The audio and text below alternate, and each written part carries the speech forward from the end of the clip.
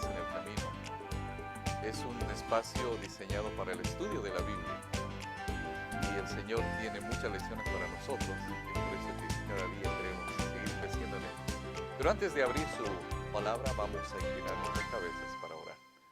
Señor, gracias por estos minutos que tenemos para abrir tu palabra y poder seguir aprendiendo de ella.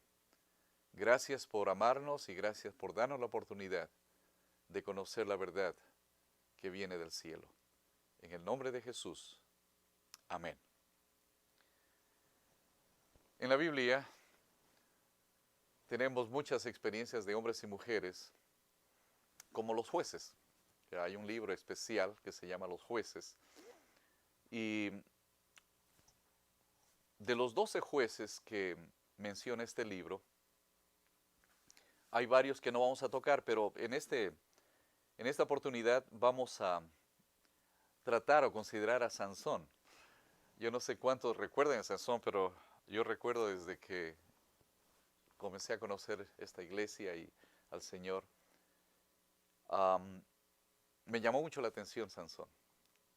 No solamente por las características especiales que tenía por orden divina, pero me llamaba mucho la atención porque se lo conoce como el hombre más fuerte que existió en esta tierra.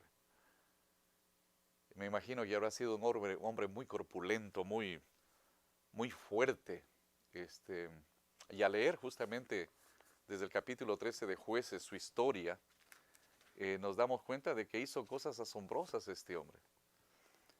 Desgraciadamente, como vimos con Débora y vimos con con Gedeón, con el otro juez, eran liberados de su problema, de su esclavitud, y volvían a caer en el mismo error. Y el mismo error que el pueblo caía era en seguir las enseñanzas de los pueblos vecinos, adoraban a sus dioses y justamente practicaban lo que los pueblos hacían. Y no eran cosas buenas, eran cosas muy degeneradas. Por eso es que Dios no quería que su pueblo cayera en ese error. Y es por eso que Él suscitó este tipo de gente para que despertara a su pueblo y pudieran ellos salir de esas situaciones difíciles de pecado terrible. Y cuando Sansón es llamado, Sansón viene a este mundo con características especiales de parte de Dios. Dios da a sus padres la indicación de cómo deberían criar a este muchacho, pero la línea otra vez de batalla entre el bien y el mal vuelve a tener nubarrones, oscuridad, justamente por la historia que Sansón vivió. Un muchacho privilegiado, un muchacho con muchas bendiciones de parte de Dios a través de sus padres. Por ejemplo, el Señor dijo que este hombre sería un nazareno, que en otras palabras la madre no debería tomar alcohol o comer comidas prohibidas que podrían afectar la vida de este muchacho, de este bebé. Y Dios tenía planes especiales para Sansón. Dios esperaba de que este muchacho, con toda la indicación divina, él iba a llegar a cumplir el propósito que él tenía para su vida. Pero las cosas no resultaron tan bien como deberían haber sido. Porque cuando Sansón entra al momento álgido de su vida, de su vida como hombre, de su edad viril, y dice la sierva de Dios en Patriarcas y Profetas, precisamente cuando llegaba a la edad viril, cuando debía cumplir su misión divina, el momento en que más fiel a Dios debería haber sido, Sansón se emparentó con los enemigos de Israel. No se preguntó si al unirse con el objeto de su elección podría glorificar mejor a Dios o si estaba colocando en una posición que no le permitiría cumplir el propósito que debía alcanzar su vida. A todos los que tratan primero de honrarlo a Él, Dios les ha prometido sabiduría, pero no existe promesa para los que se obstinan en satisfacer sus propios deseos. Y como dijimos anteriormente, es asombroso cómo Dios en su palabra no esconde estas debilidades de la gente que llama, sino que las ha puesto para que nosotros saquemos enseñanzas de vida eterna para nosotros hoy. Porque posiblemente tú o yo, de alguna manera el Señor nos ha llamado, nos está llamando para, como dije anteriormente, ser una bendición en nuestros hogares, o en las comunidades donde estamos, o en alguna parte del mundo. Pero a veces se anteponen nuestros propios deseos, nuestras propias necesidades, y dejamos los planes de Dios a un lado. Y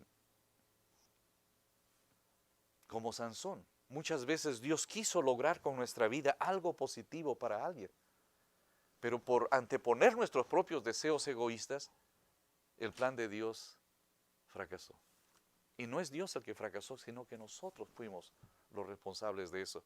Por ejemplo, mira, Dios quería que Sansón destruyera a los filisteos, porque era un pueblo terrible, idólatras y pecador hasta lo máximo. En su primera experiencia mató a 30 hombres, después destruyó sus cosechas.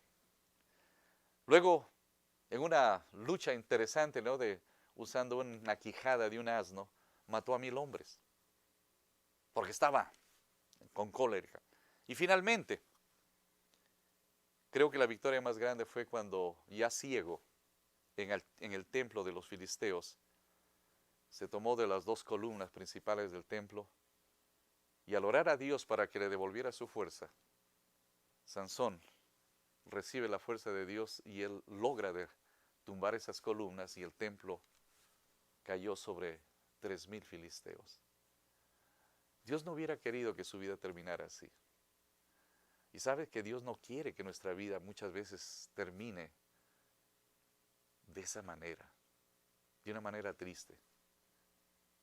El pueblo de Israel, que miraba a Sansón como uno de los líderes libertadores, tuvieron que pasar la gran pena de ver que su líder moría justamente con esa gente que no creía en Dios. Qué lástima.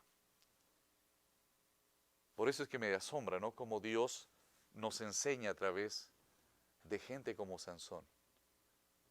Y la única razón es para que tú y yo no caigamos en el mismo error.